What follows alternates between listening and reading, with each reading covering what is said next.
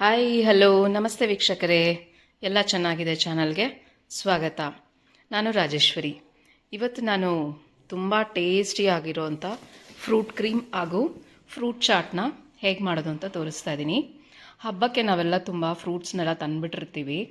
ಅದನ್ನು ಹಬ್ಬದಲ್ಲಿ ಸ್ವೀಟ್ಸು ಎಲ್ಲನೂ ಇರೋವಾಗ ಹೆಚ್ಚಾಗಿ ಫ್ರೂಟ್ಸ್ನ ನಾವು ತಿಂದೇ ಇರೋದಿಲ್ಲ. ಹಾಗಂತ ಫ್ರೂಟ್ಸ್ನ ವೇಸ್ಟ್ ಮಾಡೋದಕ್ಕೂ ಆಗಲ್ಲ. ಫ್ರೂಟ್ಸಲ್ಲಿ ತುಂಬಾ ಹೆಲ್ತ್ ಬೆನಿಫಿಟ್ಸ್ ಇದೆ. ಹಾಗಾಗಿ ಫ್ರೂಟ್ಸ್ನ ಯಾವ ರೀತಿಯಾಗಿ ಎಲ್ಲರೂ ತಿನ್ನೋ ಥರ ಟೇಸ್ಟಿಯಾಗೆ ಮಾಡ್ಕೊಳ್ಳೋದು ಅಂತ ನೋಡೋಣ ಬನ್ನಿ. ಹಾಗೆ ನೀವಿನ್ನೂ ನಮ್ಮ ಚಾನಲ್ಗೆ ಸಬ್ಸ್ಕ್ರೈಬ್ ಮಾಡ್ಕೊಂಡಿಲ್ಲ ಅಂದರೆ ಚಾನಲ್ಗೆ ಸಬ್ಸ್ಕ್ರೈಬ್ ಮಾಡ್ಕೊಳ್ಳಿ, ವಿಡಿಯೋನ ಕಡೆ ತನಕ ನೋಡಿ. ನಾನಿಲ್ಲಿ ನಮ್ಮ ಮನೆಯಲ್ಲಿ ಏನೇನು ಫ್ರೂಟ್ಸ್ ಇತ್ತು ಅದನ್ನೆಲ್ಲನೂ ಚೆನ್ನಾಗೆ ತೊಳೆದು ಬಿಡಿಸಿ ಮೀಡಿಯಮ್ ಸೈಜ್ಗೆ ಕಟ್ ಮಾಡಿ ಇಟ್ಕೊಂಡಿದ್ದೀನಿ. ನೀವು ನಿಮ್ಮ ಮನೆಯಲ್ಲಿ ಯಾವ್ಯಾವ ಫ್ರೂಟ್ಸ್ ತಂದಿರ್ತೀರಾ, ಯಾವ್ಯಾವುದನ್ನ ತಿಂತೀರಾ ಅದರ ಪ್ರಕಾರ ನೋಡಿಕೊಂಡು ರೆಡಿ ಮಾಡ್ಕೊಳ್ಳಿ. ನಾನಿಲ್ಲಿ ದ್ರಾಕ್ಷಿ, ಮರ್ಸೇಬು ಹಾಗೂ ಬಾಳೆಹಣ್ಣು, ಪಪ್ಪಾಯ, ಡ್ರ್ಯಾಗನ್ ಫ್ರೂಟು, ಆ್ಯಪಲ್ಲು, ಸೀಬೆಕಾಯಿ, ಹಾಗೆ ಪೊಮೊಗ್ರಾನೆಟು ಇದಿಷ್ಟನ್ನು ತೊಗೊಂಡು ಚೆನ್ನಾಗಿ ಕಟ್ ಮಾಡಿ ಇಟ್ಕೊಂಡಿದ್ದೀನಿ. ಇದನ್ನೆಲ್ಲ ಫಸ್ಟು ಒಂದು ಬೌಲಲ್ಲಿ ಹಾಕಿ ಚೆನ್ನಾಗೆ ಮಿಕ್ಸ್ ಮಾಡ್ಕೊಳ್ಳೋಣ. ಹಾಗೆ ಇಲ್ಲಿ ಸ್ವಲ್ಪ ಮೂಸಂಬಿ ಮತ್ತು ಆರೆಂಜ್ ಸಹ ತೊಗೊಂಡಿದ್ದೀನಿ. ಇದನ್ನೆಲ್ಲ ಚೆನ್ನಾಗೆ ಮಿಕ್ಸ್ ಮಾಡ್ಕೊಳ್ಳೋಣ. ಈ ರೀತಿ ಫ್ರೂಟ್ ಕ್ರೀಮ್ನ ಮಾಡೋದ್ರಿಂದ ಮಕ್ಕಳು ಸಹ ತುಂಬ ಖುಷಿಪಟ್ಟು ತಿಂತಾರೆ. ಫ್ರೂಟ್ ತಿನ್ನೋದಕ್ಕೆ ಯಾರೂ ಕ್ರಿಬ್ ಮಾಡೋದಿಲ್ಲ.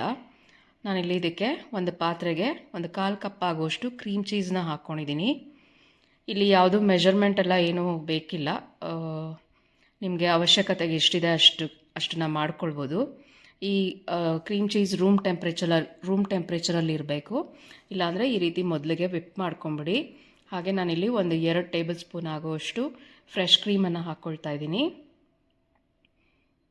ಹಾಗೆ ನಾನು ಅರ್ಧ ಕಪ್ ಆಗುವಷ್ಟು ವಿಪ್ಪಿಂಗ್ ಕ್ರೀಮ್ನ ಸಹ ಹಾಕ್ಕೊಳ್ತಾ ಇದ್ದೀನಿ. ನೀವು ವಿಪ್ಪಿಂಗ್ ಕ್ರೀಮ್ ಇಲ್ಲ ಅಂದರೆ ಫ್ರೆಶ್ ಕ್ರೀಮ್ನಲ್ಲೇ ಸಹ ಮಾಡ್ಕೊಳ್ಬೋದು. ಆದರೆ ವಿಪ್ಪಿಂಗ್ ಕ್ರೀಮ್ ಹಾಕೋದ್ರಿಂದ ನಿಮಗೆ ಆಲ್ಮೋಸ್ಟ್ ಐಸ್ ಕ್ರೀಮ್ ರೀತಿ ಫೀಲ್ ಬರುತ್ತೆ. ಈಗ ವಿಪ್ಪಿಂಗ್ ಕ್ರೀಮ್ನ ಸುಮಾರು ಅರ್ಧ ಕಪ್ಪಷ್ಟು ತೊಗೊಂಡಿದ್ದೀನಿ. ಇದನ್ನೆಲ್ಲ ಚೆನ್ನಾಗೆ ಬ್ಲೆಂಡರಲ್ಲಿ ಬೀಟ್ ಮಾಡ್ಕೊಳ್ಳೋಣ. ನಿಮ್ಮ ಹತ್ರ ಬ್ಲೆಂಡರ್ ಇಲ್ಲ ಅಂದರೆ ಹ್ಯಾಂಡ್ ವಿಸ್ಕಲ್ಲಿ ಸಹ ಮಾಡ್ಬೋದು. ಸ್ವಲ್ಪ ಸಮಯ ಹಿಡಿಯುತ್ತೆ ಹಾಗೂ ಸ್ವಲ್ಪ ಎಫರ್ಟ್ ಹಾಕಬೇಕಾಗತ್ತೆ.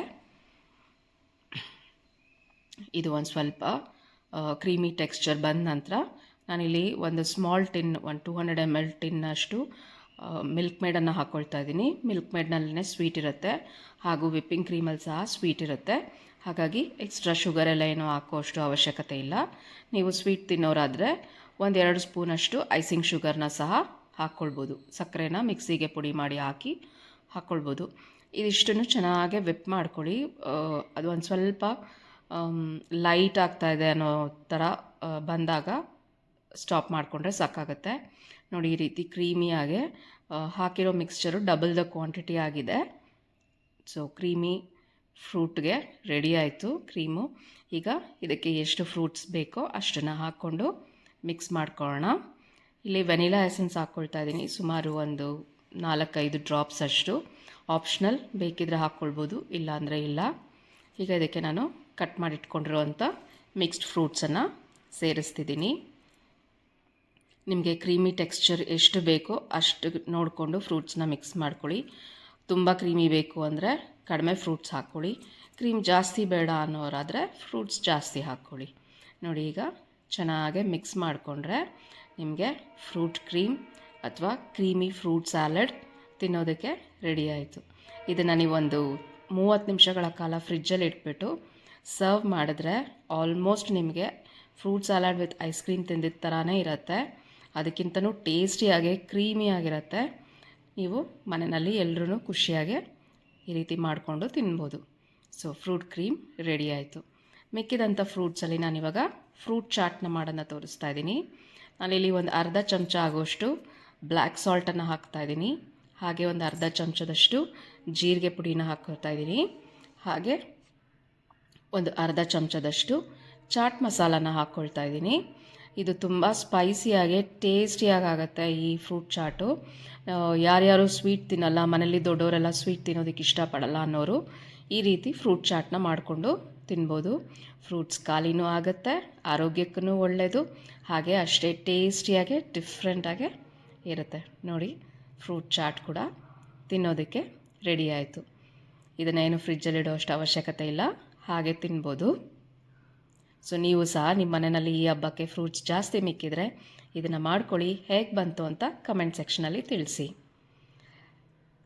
ಇದೇ ರೀತಿ ಮತ್ತಷ್ಟು ವೀಡಿಯೋನ ನಾವು ನಮ್ಮ ಚಾನಲ್ನಲ್ಲಿ ಪೋಸ್ಟ್ ಮಾಡ್ತಾ ಇರ್ತೀವಿ. ಚಾನಲನ್ನು ಫಾಲೋ ಮಾಡಿ, ಲೈಕ್ ಮಾಡಿ, ಶೇರ್ ಮಾಡಿ, ಹಾಗೂ ಚಾನಲ್ಗೆ ಸಬ್ಸ್ಕ್ರೈಬ್ ಮಾಡೋದನ್ನು ಮರಿಬೇಡಿ. ನೀವು ಸಹ ಮಾಡ್ಕೊಳ್ಳಿ, ಖುಷಿಯಾಗ್ತೀನಿ, ಖುಷಿಯಾಗಿರಿ. Thank you for watching. ಧನ್ಯವಾದಗಳು. Take care.